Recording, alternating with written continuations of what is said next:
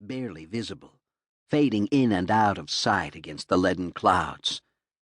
His vision blurred. He blinked. His eyelids dragged across the surface of his eyes.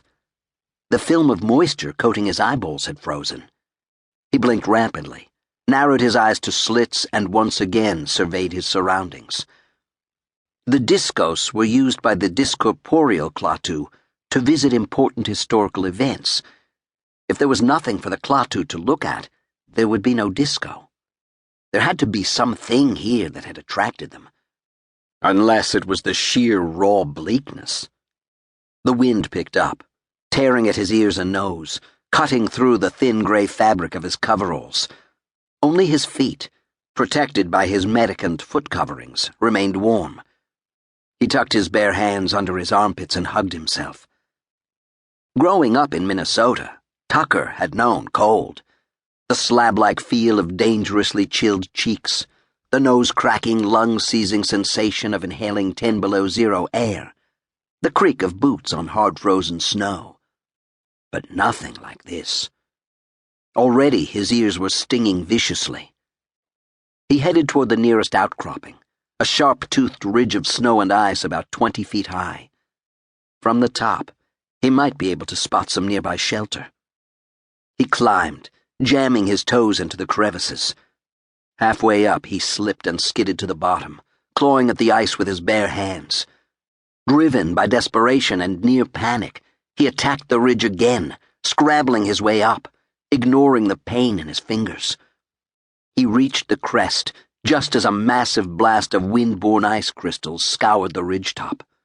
Tucker turned his face away from the wind and squeezed his eyes closed, waiting for the groundstorm to subside.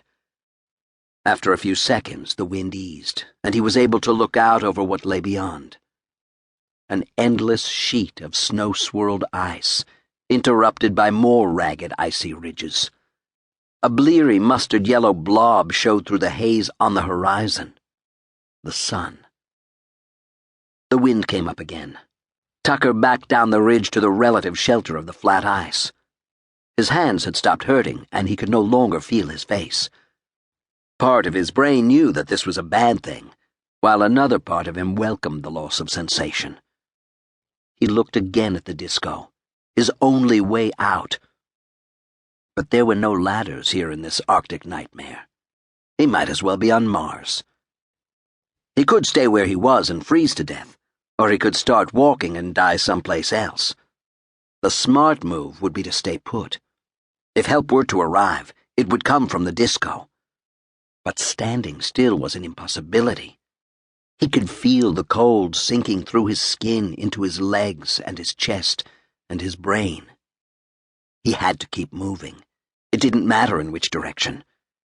He turned his back on the wind and ordered himself to move. His legs felt like wooden posts, but they obeyed. He followed the base of the outcropping, taking advantage of what little protection it offered. He walked a few hundred paces, then stopped.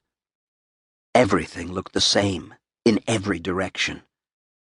Looking back the way he had come, he saw his tracks rapidly being covered by drifting snow. Fearful of losing the disco, he ran back to where he had started. The disco was gone. Or he was in the wrong place. Either way, he had lost his only chance at survival. He should have stayed put. He began walking in circles. Keep moving, he told himself. Every few seconds he looked up to see if the disco had returned. Nothing but low gray sky.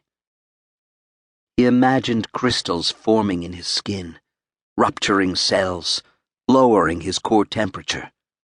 The only sound was the hiss of blowing ice particles. A loud crack splintered the air. The ice tilted abruptly, throwing him off his feet. On his hands and knees, Tucker scrabbled away from the heaving ice. He tried to stand up, but the ice sheet lifted and convulsed and threw him down again. For a moment he lay half-stunned on the trembling surface, staring up in bewilderment, as a dark shape punched up through the ice in a slow-motion eruption. The thing appeared to be a gray metallic structure, 30 feet wide, with a flat top and rounded sides. Water sluiced down the metal as it rose,